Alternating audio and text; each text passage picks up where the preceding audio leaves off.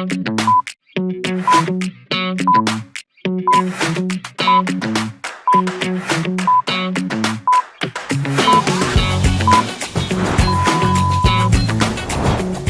queridos amigos, qué gusto de saludarlos. Y seguimos en nuestra afamada Feria Internacional del Libro de Santa Cruz de la Sierra, la versión número 26. Y hoy tenemos un invitado muy especial. Le voy a leer una breve biografía y después vamos a comenzar a conversar y ustedes van a conocer quién es Julio César Galán. Él es español, es poeta, dramaturgo y ensayista. En poesía ha publicado El ocaso de la aurora en 2004, Tres veces luz 2007, Márgenes 2012, Inclinación al Envés 2014, El primer día 2016, pero esto es imparable, Testigos de la utopía 2017 y Un adiós abierto 2023. Además ha publicado como heterónimo los siguientes libros de poemas: Gajo de Sol 2009, La llanura 2016 y Para comenzar todo de nuevo 2017, de Luis Yarza, Baile de cerezas o polen germinando 2010 y Una extraña orquídea o Un superviento estelar de Pablo Gaudet, a Introducción a la locura de las mariposas 2015 y Maldita épica salvaje 2023 de Jimena Alba. Su obra poética se ha traducido al inglés Where is Here 2025, francés Voici 2022 y al portugués Ahora aquí 2025 y parcialmente al italiano, checo, griego y árabe. Démosle, chicos queridos, un fuerte aplauso aquí a Julio César Galán. Qué lindo tenerte aquí, Julio César, en este sofá verde para hacerte algunas cuantas preguntas y en este podcast ustedes, queridos amigos, tengan la dicha, la oportunidad de conocerlo y saber sobre todo cómo nos engalanan escritores que vienen de afuera a participar, sobre todo en este encuentro Ciudad de los Anillos, que es un encuentro que lo organizan Gabriel Chávez y Gary Dager ya por muchos años. Nos traen aquí grandes escritores como Julio César Galán de todas partes del mundo, que luego, bueno, es una ventana que se abre y se van con historias maravillosas de lo que es Santa Cruz. Así que un saludo y comienzo con las preguntas. Bueno, muchas gracias por la invitación y por la entrevista y por la introducción. Gracias a vos. Julio César, tenés una obra vasta y diversa, con múltiples heterónimos. ¿Qué te impulsa a fragmentar o expandir tu voz en diferentes autores ficticios? Bueno, a ver, los heterónimos es, para que nos hagamos una idea de lo que puede ser, es algo que todos hemos sentido, que son las vidas posibles. Es decir, ¿qué podría haber pasado si yo hubiera estudiado pues una carrera determinada? ¿O qué podría haber pasado si yo tuviera esta pareja? ¿O qué podría haber pasado si viviera en ese país? Qué interesante. Honestamente, yo te digo, yo no sabía. Yo lo leí, no me di el tiempo, pero no es una palabra, o sea, no es un concepto usual, ¿no? Que uno lo utiliza. Sí, para vos sí. Bueno, para mí sí, porque cada heterónimo es una vida posible y cada heterónimo se corresponde con una vida, en mi caso, determinada, con una época determinada. Por ejemplo, pues lo más llamativo puede ser también que un escritor tenga un heterónimo chica, ¿no? Que es Jimena Alba. Y Jimena Alba es la edad de mi vida entre los 14 y los 20 y tantos años. Yeah. Entonces, y por ejemplo, Pablo Gaudet pues es de los 20 y tantos a los 30 años. Luis Yarza es de los 6 hasta los 12 años.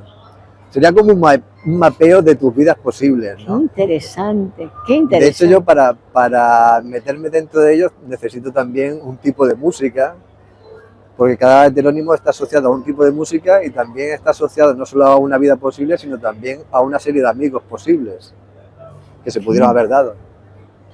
Qué interesante. Entonces, bueno, pues son... Me encanta, yo creo que de eso vamos a ver mucho más para poder entenderlo, pero creo que antes de pasar a la siguiente pregunta, de cómo que llegaste a esto, y creo que me gustaría escuchar un poquito para ver más atrasito de tu vida, Bueno, de repente de tu familia, pero cómo llegaste a este. sí, bueno, yo llegué en un principio, el origen son frases, citas, aforismos que normalmente ponemos en los libros. Y en mi libro inicial, en el primer libro, El ocaso de la aurora, pues en lugar de poner citas de otros autores, yo me inventé a estos autores ya, ¿no? Estaban ahí, el germen estaba ahí, ¿no? Y bueno, pues a partir de ahí empecé a tirar un poco del hilo, ¿no? Y a buscar dentro de mis vidas posibles qué hubiera pasado si yo hubiera tenido una educación cristiana como la que tuve y la hubiera desarrollado, que es el Luis Yarza, ¿no? Luis Yarza es el poeta místico, cristiano, súper familiar, vive en un campo, en un pueblecito, con los amigos de toda la vida, ¿no? Entonces esa vida posible yo no la tengo, ¿no? Sí, pero bueno, ¿qué hubiera ocurrido si yo lo hubiera desarrollado, ¿no? O con Jimena Alba, ¿no? Jimena Alba pues es una chica díscola que, por cierto, Jimena Alba pasó gran parte de su vida en Bolivia. Es decir, pasó gran parte de su vida en La Paz, además. Sí, sí. Y Jimena Alba, como he dicho antes, pues es esa posible vida de los 14 hasta los 20 y pocos años, y es una vida que yo tuve en un momento determinado y pues fue una vida que yo tuve pues era muy mal estudiante. Y tuve pues repetidos veces el mismo curso, tuve problemas de ser un chico, lo que le llaman educativamente en España, con conductas disruptivas. Entonces, problemas con drogas, con todo este tipo de cosas, y qué hubiera pasado si yo hubiera seguido por ese camino, ¿no? De díscolo qué interesante. y de robos y de todo este tipo de cosas, que iba pues por un camino de la marginación total, seguramente, ¿no? Pero bueno, me encaucé bien. Te enderezaste, como dicen las abuelas, este se enderezó. Me enderecé, creo que bien, o por lo menos algo. Oye, me encanta que toques algo de tu vida tan personal que puede ser ahora para quienes nos están escuchando. Sí. ¿Y qué fue lo que no está eso dentro de las preguntas, pero como estás tan abierto, pero esto está en podcast, me encanta y puede ser muy útil. ¿Qué fue lo que te enderezó? Lo que me enderezó, pues mira, me enderezó varias cosas, porque yo después he echado la vista atrás y lo que me enderezó fue empezar a leer literatura. ¡Ay, qué bello! También un profesor me dijo, mira, como tú no te veo por el buen camino. ¿Un profesor? Sí, un profesor mío de literatura me dijo, ¿por qué no lees Las flores del mal de Charles Baudelaire? Ya. Y te va a gustar también Una temporada en el infierno de Rimbaud. Ya. Y lee a Verlaine, y lee a poetas bohemios españoles. Y bueno, empezó a encauzarme por ahí y vi que algo me identificaba con ellos, ¿no? Que esa maldad que yo proyectaba y que transmitía también, ¿no? Pero ¿cómo le hiciste caso? O sea, imagínate, te dice, pero se ve que tenías la vena. Sí, claro, tenía ahí la pulsión esa, ¿no? Claro. Y después también, pues que me fue acompañando, varios asideros, ¿no? Mi mujer. Ya. Que yo llevo 30 años con ella, imagínate. Qué lindo. Desde los 16 años. Ya. Ah, mira, o sea, un amor de toda la vida. ¡Ay, qué bello! ¿Viste? Así que nada, fue esos dos asideros. Y después que a partir de ahí yo me fui reenganchando a los amigos que yo había dejado. Porque claro, cuando uno se mete en ese mundillo es porque ha ido con malas compañías, lo normal es tener compañías inadecuadas y que tú te dejas arrastrar por ellos, ¿no? Normalmente lo que le llaman los psicólogos sobreadaptación, ¿no? Es decir, tú para adaptarte a un grupo, si uno se drogan, pues tú te drogas más. Claro. Si uno roba, tú robas más, ¿no? Así es. Entonces, bueno, pues salir de ahí fue... ¿Qué edad me decís que tenía para...? 16 años. Ya, y este profesor, ¿lo has vuelto...? Perdón, yo emocionada aquí, me encanta. ¿Este profesor lo has vuelto a ver? Sí, tengo relación con él. ¿Sigues en contacto? ¿Sigue vivo? Sí, totalmente. Ay, qué bello. Sí. Ay, imagínense. Que yo amo la docencia, no soy profesora, pero siempre felicito a los profesores porque está en su mano la vida. No será la verdad que uno tiene que cumplir y que tiene que aprender. Te dan ciertas cosas, tienes que cumplir eso, la cabalidad. Pero va más que eso. Sino, qué lindo. Yo que soy docente, ¿Mm? Que yo soy docente también, yo soy profesor. ¿Estudiaste? Yo soy profesor universitario actualmente. Ya. Vamos, actualmente. ¿Estudiaste dónde? Yo estudié en la Universidad de Extremadura. Ya. Hice después parte en Granada. Ya. Me doctoré y después estuve fuera del tiempo. Estuve en Argelia, estuve en Menorca, en Badajoz y después volví a mi ciudad. Qué lindo. Después de tanta vuelta volví a mi ciudad y me convertí en profesor universitario. Sí. Y además en poeta y en escritor. Sí, bueno, después de todo eso. Como que algo te agradezco de verdad por contarme, porque han visto lo que hace a veces un profesor, es decir, de una manera tan natural de pensar en su alumno y decir, vení acá, sí, a ver, ¿por qué no lees tal cosa? Bueno, y una suerte que lo escuchaste y de ahí descubriste. Sí. No te voy a preguntar, me encantaría en otra ocasión para saber, no desconozco lo que has leído, pero debe haber sido muy así embriagador para que te haya enamorado y seguir. Sí, son lindas historias de lo que vos leías. Sí, porque después, hombre, después hay otra parte materna, mi madre, que es una gran lectora. Ya, qué hermoso. Y ella me fue aconsejando otros poetas, Fernando Pessoa, y después también otra serie de poetas españoles, Juan Ramón Jiménez, y después yo también empecé a conocer la parte latinoamericana, porque me regaló una antología, Las Ínsulas Extrañas, que tenía gran parte de poetas latinoamericanos, y ahí conocí pues desde Neruda, y Cortázar y otro poeta, ahora que ha estado María aquí con nosotros, argentina, que a mí es uno de mis poetas preferidos, Héctor Temperley, que es argentino. Es un poeta muy desconocido, pero en aquella antología estaba ahí. Me pareció una maravilla de poeta. Qué bello. Bueno, ahora me voy a encauzar a mis preguntas. Aquí tengo, tu poesía ha sido traducida a varios idiomas. ¿Qué sentís que se gana y qué se pierde cuando un poema cruza de lengua? Me encanta eso, porque estuvimos hablando también con María de esto. Yo, a ver, creo que en estas cuestiones hay un mundo, ¿no? La traducción, eso del traductor es un traidor, ¿no? Que dicen por ahí, ¿no? Bueno. Yo no lo creo. Es una manera muy dulce de decirlo. No, lo dicen muchos teóricos, ¿no? Pero yo no creo en esa parte de, entre comillas, traidor, ¿no? Yo creo que siempre va a haber una cuestión de versionar, ¿no? Porque ese calco de una lengua a otra es casi una cuestión muy gorgiana, ¿no? Ay, sí. De tener ese espejo, ¿no? Que, a ver, puedes acercarte a él lo máximo posible, ¿no? Pero a mí me gusta más incluso que el resultado, lo que es el proceso, ¿no? De traducción, ¿no? Con el traductor, dialogando.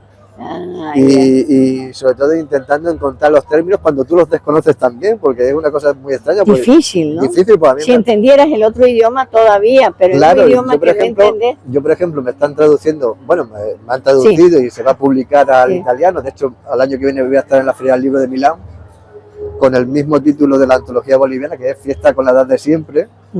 Y para solo el título estuvimos dándole vueltas con varias opciones, ¿no? Entonces, claro, yo no conozco el italiano, ni hablo italiano. Entonces, intentar encontrar un sentido a un idioma difícil, que no conozco. Necesitas conversar muchísimo con el traductor. El inglés sí lo conozco, y el francés también, y el portugués también, ¿no? Pero el italiano, por ejemplo, yo no conozco nada, salvo 4 palabras, mal dichas seguramente. Y aunque dicen que se parecen mucho, yo no creo que el español y el italiano se parezcan. A ver, tienen palabras similares. Sí, pero no. Es difícil, muy difícil. Y depende además en qué parte de Italia. Entonces, solo para un título, darle vueltas durante días. Para un título. Pero creo que no queda como cuando, claro, cómo no. Yo sé que uno se debe alegrar muchísimo que van a leer otras personas en su idioma. O sea, es como que se expande también lo que estás haciendo y no queda más que algo así como resignarse, ni modo. Sí, bueno, pues una resignación de que a lo mejor entenderán otro tipo de cosas, porque ya en español un lector entiende otro tipo de sentido, ¿no? Otro tipo de significación, ¿no? Yo de hecho estaba hablando ahora con Gary y estaba leyéndome un poema, y ese poema hablaba es un verso que decía: aprendí a odiar la belleza. Y es un verso de mi último libro, Un adiós abierto, y es que cuando yo estuve en Menorca estaba separado de mi mujer y mis hijos por cuestiones laborales, ¿no? Y en Menorca, que yo estaba en Menorca, y Menorca es una isla preciosa de España, ¿no? Y siempre me decía la gente, qué bonita, tienes que estar allí, ¡guau! ¡Qué bello! Tal. Y yo, claro, decía, pero yo lo odio, porque estoy separado de mi mujer y de mis hijos, ¿no? Sí. Y digo, yo odio esta isla. No, o sea, no le ves, yo quiero. Claro, yo tengo ese verso, bonito, que para mí tiene ese sentido, pero por ejemplo Gary me decía, pues a mí me ha recordado la Isla del Tesoro, digo, fíjate que significados totalmente diferentes, ¿no? Imagínate ya si se traduce eso al inglés o al francés, ya no sé qué sentido podrá tener, ¿no? Pero como decía Gary el otro día en una entrevista, trasciende, por eso es que la poesía trasciende. Sí, al final lo que buscas es trascender y comunicarte y dialogar con otras personas. Eso es lo más importante, sí. Está muy bien. ¿Y cómo concebís la relación entre poesía y utopía, como la que trabajás en Testigos de la Utopía? Pues, a ver, la poesía en sí es una utopía, ya. ¿Cómo? La poesía en sí es una utopía, ¿no? Yeah. Es un lenguaje utópico, además, ¿no? Porque busca una perfección que nunca va a llegar a tener, ¿no? Yeah. Es decir, ese deseo de perfección, de belleza, ¿no? No lo vas a encontrar nunca, ¿no? Es como una sed que nunca vas a calmar, ¿no? Pero en sí por ejemplo, ese libro que es Testigos de la Utopía, ese libro trata de esa utopía también de un país, de alcanzar pues un estado del bienestar como hay en España, pero que en un momento determinado no lo tuvo o bajó bastante el nivel, que fue cuando la crisis española de 2010, ¿no? Así es. Que bueno, pues veníamos además de una posición económica rebosante y después, pues cuando uno cae, y incluso yo me tengo que ir del país porque yo estuve en Argelia en aquella temporada, pues dices, esta utopía casi se ha convertido en pesadilla, ¿no? Porque al final, claro, tú ese bienestar y eso que tenías se ha venido todo abajo, ¿no? Y te tienes que ir de tu país para intentar tenerlo, ¿no? Entonces, por un lado está la cuestión del lenguaje, de la poesía como medio de alcanzar la belleza, que nunca la vas a alcanzar, ¿no? Y después está, en ese libro en concreto, pues, esa crítica al deseo de utopía, ¿no? ¿Cómo no? Que a veces las utopías, como los ideales, pues, te devuelven pesadillas, ¿no? Hay un cuadro de Goya que dice, los sueños de la razón producen monstruos, ¿no? Qué interesante. Que es uno de los cuadros de Goya de los más famosos, ¿no? En el que está tumbado encima de la mesa y dice eso, ¿no? El epígrafe, ¿no? Los sueños de la razón producen monstruos. Pues a veces esos sueños de utopía también producen monstruos, ¿no? Así es, totalmente de acuerdo. Y ese es como decir, un tema muy difícil para explayarse. Sí. Muy complicado. Muy complicado. Sí, ya. Ahora aquí está lo bonito, porque vamos a hablar del encuentro de la Ciudad de los Anillos. ¿Qué significa para vos participar del encuentro Ciudad de los Anillos aquí en Santa Cruz de la Sierra? ¿Y cuál fue tu impresión de este espacio? Bueno, todavía no ha comenzado, pero ¿cómo lo percibís? Ya vas conociendo, y de sus poetas. ¿Es primera vez que venís aquí? Yo es la primera vez que vengo a Bolivia. ¿Y cuándo llegaste? Hoy mismo. ¿También? Después de 14 horas de viaje. Ay, Dios mío, claro, llegaste a mediodía, ¿no? Esa hora, llegué de madrugada. De madrugada. A las 5 de la mañana. ¿Y has podido descansar algo? Algo. Poco. Qué barbaridad. Me han mantenido con café. Por lo menos, ¿qué significa? Dios mío, muchas cosas apresuradas.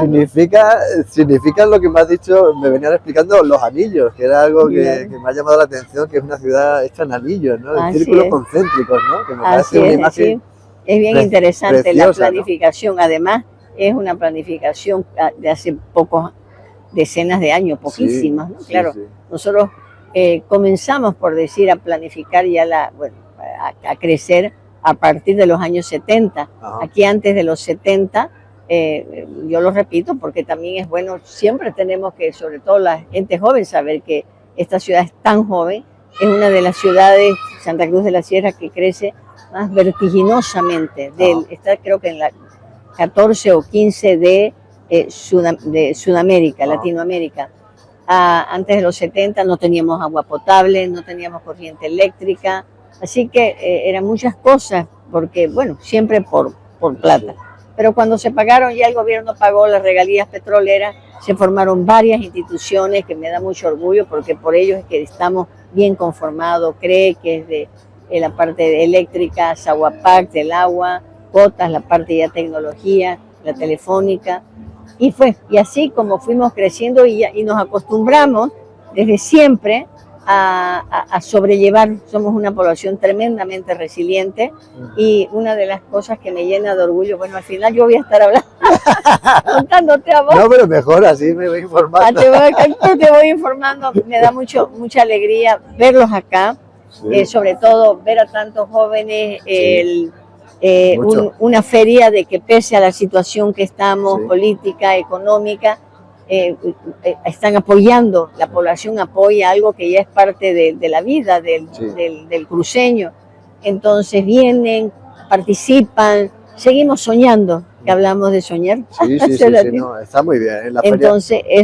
Eso me da, entonces yo ahora tu impresión ya me adelanté para que tengas una buena, te estoy poniendo. La impresión ha sido fabulosa, por lo menos personalmente, y el primer día ha sido estupenda. Entonces yo incluso también, lo que comentábamos antes, yo vengo a un sitio, Bolivia, donde en gran parte se gestó una heterónima que nunca había visto esta ciudad, porque yo nunca la había visto, pero mi heterónima sí había estado.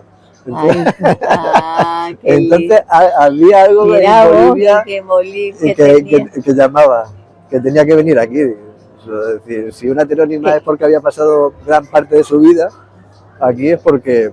Como si lo hubiese vivido. Claro, algo tenía que venir, algo tenía que estar aquí. Algo tenía que suceder, ¿sí? Qué bonito, qué interesante. Sí. Escúchame, escribe mucho, se escribe poesía, mucho que yo lo llamaría como un concepto, o en qué, ¿cómo lo está clasificado? ¿El qué? ¿Lo de la heteronimia? Sí. La heteronimia sí, es un concepto que viene de Pessoa. Es un concepto que Fernando Pessoa, un poeta portugués, generó, desarrolló en varios heterónimos suyos, además. O sea, ¿en qué época te acordás? Estamos hablando de Pessoa, creo que murió en 1938. O sea, que hace poco. No, hace ya, es decir, Pessoa es un autor que es a principios del siglo XX, ¿vale? Es decir, cuando desarrolla gran parte de su obra. Pero entonces él es el gestor. Sí, él es el gestor, creador. Vos sos como un discípulo de él. Sí, podría ser. Vamos, si yo me dicen un discípulo de Pessoa, encantadísimo. Qué bello. ¿Y hay muchos? Pero eso. Sí, hay. ¿Vos conocés otros? No, hay un grupo, ejemplo, hay un club, por decir. Emilio Pacheco, que es un escritor mexicano, tiene heterónimos. Por ejemplo, en España hay varios autores que también desarrollan también la heteronimia. Bruno Mesa, Vicente Luis Mora también tiene algunos, Jesús Aguado, es decir, hay varios autores que se han desarrollado un poquito la heteronimia.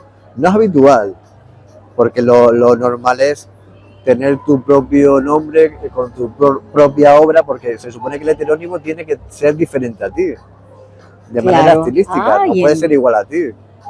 Tienes que desarrollar como un intento de desarrollar varios personajes. Sí, son personajes, con su biografía, con su posible estilo literario, ¿no?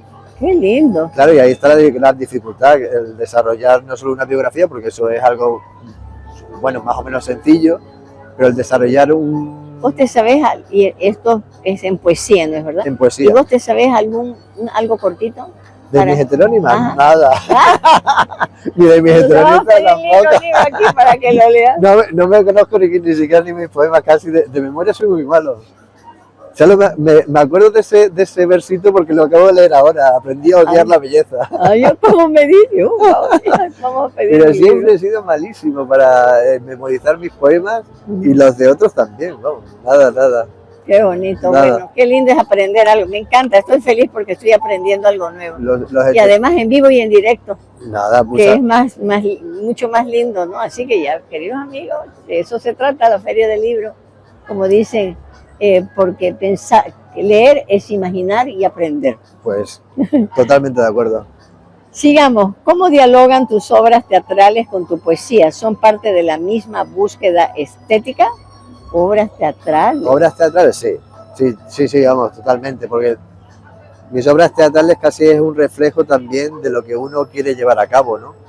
O de sus pulsiones también, ¿no? Por ejemplo, la última obra de teatro es también una vida posible, ¿no? Pero es una vida posible y al mismo tiempo, en parte, tiene una cuestión real, ¿no? La última obra de teatro mía se llama De aquella manera y está basada en una serie de un grupo de un colectivo que en España se van a repoblar los pueblos, porque España es un país que lo que son, exceptuando las grandes ciudades, es inmensidad de territorio despobladísimo. Y de hecho hay un concepto que se llama la España vaciada, que son pueblos que ya se están dejando de habitar y hay gente que los está intentando repoblar, ¿no? Qué interesante. Y son jóvenes que están intentando repoblar los pueblos, pero eso lleva también una cuestión legal. Que si tú intentas repoblar un pueblo, el Estado te va a decir, hay una serie de condiciones. Tú no puedes llegar aquí y ponerte a construir una casa porque nada. No, pues. Tiene unas implicaciones legales y pues de impuestos y etcétera, etcétera, ¿no? Sí. Y hubo un colectivo que se fue a Las Fraguas, una parte de Guadalajara, de Castilla-La Mancha, Ya. y el Estado le dijo, mira, no, vosotros lo que habéis hecho aquí, que es casi remodelar, reconstruir el pueblo, nada. Vosotros tenéis que pagar una indemnización y una indemnización de muchos miles de euros, y los chavales dijeron que no se iban y que no iban a pagar. Y a mí me pareció eso tan romántico, tan de decir, no solo no nos vamos a ir, es que ni siquiera vamos a pagar y nos vamos a quedar. Como adolescentes. Exacto, y vamos a ¿Y ir. qué pasó? Pues que al final el Estado, como una pisonadora, pues como se dice allí, coloquialmente los empapeló. Empapeló, que significa allí en España, los llevó a la cárcel, los metió en la cárcel, ¿no? Ya. Y aparte tuvieron que pagar la multa también, ¿no? También. También. Entonces, bueno, pues a mí esa utopía, esa cuestión, esa pulsión romántica me pareció tan bonita que yo lo trasladé a esa obra de teatro que se llama De aquella manera, ¿no? También me hubiera gustado también vivir a eso, ¿no? Es decir, esa lucha, ¿no? Todavía contra el Estado y decir, bueno, a ver si los pueblos se están vaciando y no hay nadie aquí, ¿por qué no podemos hacer centros culturales? Se iban arquitectos, se iban ingenieros, se iban médicos, es decir, gente muy formada, ¿no? Pero el Estado llega y te dice, no. Estate quieto. ¿No? Estate quieto, que hay que hacerlo de otra manera. Claro, bueno, hay que hacerlo como ellos quieren. Claro. Bueno. Entonces, bueno, esa Es lucha... así, así es, pero bueno, es parte y es una historia, ya la estás contando y es parte de la vida. Esa lucha sería también como la que le pasa a los heterónimos, ¿no? Que podría resumirse en la realidad o el deseo, ¿no? Está la realidad y está tu deseo, ¿no? O lo que dijo el pintor que estaba en el epígrafe, que te lo sabes de memoria. Los sueños de la razón producen monstruos. Ay, vaya, eso yo creo, los sueños producen monstruos bonitos para... Los sueños de la razón producen monstruos, y es totalmente cierto. Muchas veces es tal cual, ahí, más o menos se puede aplicar. Bueno, en tu más reciente obra, Un adiós, ya estamos finalizando, para que no quiero cansarte más. No, nada. En tu más reciente obra, Un adiós abierto, el título sugiere un cierre que permanece en tránsito, un adiós abierto. ¿Qué quisiste expresar con el bonito, un adiós abierto? Bueno, creo que mencionaste algo antes, ¿no? Sí. Bueno, es un libro, ese título viene con lo que es el sentido del libro, ¿no? Que es pues esa situación que yo viví, pues sobre todo durante la crisis española, que está en Testigos de la Utopía, pero que sigue en ese libro Un adiós abierto, ¿no? Y pues cuenta lo que es ese periplo que yo estaba en Menorca y tenía que ir de Menorca a Cáceres, que es la otra punta de España, a ver a mi familia y volver otra vez a trabajar a Menorca. Y entonces, en ese tránsito, pues había esas despedidas continuas. De hecho, ese libro no llevaba inicialmente ese título, llevaba otro título que era Sin adiós, que también podría ser igual, ¿no? Que ese un adiós abierto me gusta sin adiós, ¿no? ¿te gusta más el sí, claro, un adiós abierto, porque es como que abre, sí, porque esperanzador. Sí, Sí, sí. Sí, te digo adiós, pero está abierto. Claro, es lo que ¿Qué? nos pasa siempre en las despedidas de las estaciones, ¿no? Yo Claro. bebía continuamente en una estación. Sí, totalmente. A mí me da mucha pena despedirme de gente que uno lograste un apego, algo especial, y de pronto uno sabe que probablemente nunca más la vuelva a ver, porque cada uno toma, sobre todo esto, ¿no? Con estos tipos de encuentros, que dice, ¿cuándo más te voy a...? No. Claro, un adiós había, pero no se sabe. No, yo cuando me despido de mis hijos ahora, ¿no? Me decía mi hijo, bueno, ¿y si te...? ¿Qué edad tienen tus niños? Mi niña Leire tiene 6 años y mi chico Darío tiene 12 años. 6 y 12 años. Hermosa edad. Y entonces me decía Darío, mi hijo, que, bueno, ¿y si te mueres cuando ay, por Dios, pobrecito, querido. Digo, mira, quiero saber qué le respondiste. No, digo, mira, Darío, no importa si te mueres, que a ti te va a importar porque, claro, a mí me importaría también y a ti también porque eres mis hijos, ¿no? Y entonces estarías muy triste. Sí, entonces, claro. Pero más allá de que pasara eso, que te puede pasar cruzando una calle, o yendo en autobús a cualquier sitio, es decir, en cualquier situación te puedes morir, ¿no? Más allá de morirse, implica lo que tú has hecho antes de morirte. Es decir, puedes haber vivido 90 años, 80 años y no haber hecho absolutamente nada. Lo importante es lo que hiciste. Lo que has hecho. Bueno, hoy, pero es el miedo. Yo te voy a decir, tengo uno de mis hijos que es muy lector, y cuando nos despedimos o tenemos que hacer un viaje largo, ay, me da miedo, Andrés, me da miedo. Mami, me dice, no te vas a atajar por pensar en eso. Lo que va a suceder. Claro, claro. ¿Cuál es el problema? Más o menos lo mismo, ¿no? Sí, así que vos tranquila, vos metele nomás, y nosotros lo haremos nomás. Así que, pero no te aflijas. No, por eso siempre es un adiós abierto. No por eso dije que me encanta, me quedo con eso. Qué bonito. Siempre va a ser un adiós abierto, ¿no? Así es. Sí. Bueno, ¿qué papel juega lo cotidiano en tu escritura y qué lugar lo extraordinario?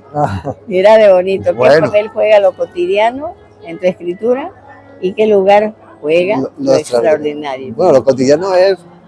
Yo siempre lo diré, yo escribo poesía porque me ha ocurrido alguna serie de cuestiones en mi vida que las he ido contando, ¿no?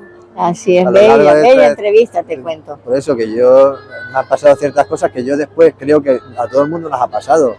El estar separado de tu familia por cuestiones laborales, el sufrir porque, bueno, pues has tenido una adolescencia pues difícil, etcétera, etcétera. Son cuestiones que a todos nos han pasado o nos van a pasar. Entonces yo creo que más allá de tu cuestión personal, del yo, al final eso es algo colectivo, ¿no? Que va a ocurrir a todo el mundo, ¿no? Entonces sí hay una cuestión cotidiana que es muy clara, ¿no? Y en gran parte mi poesía es autobiográfica, pero también con una proyección bastante general que nos va a pasar ese tipo de cuestiones a muchas personas, ¿no? Y después lo extraordinario, yo lo asocio a esa cuestión de ficción que tiene la poesía también. Porque no todo lo que cuentas es verdad en poesía. La poesía se suele identificar con lo que tú cuentas de verdad, de tu vida, pero hay muchas cosas que no son verdad. Y yo eso lo dejo ahí con puntos suspensivos. Porque son cuestiones que después se hacen, pues eso, ficticias, fantasiosas, extraordinarias, ¿no? Así es. ¿O sabes cómo yo me siento ahorita? Y de verdad se los digo. Siento que he vivido ahora con tu historia un momento extraordinario dentro de la cotidianidad.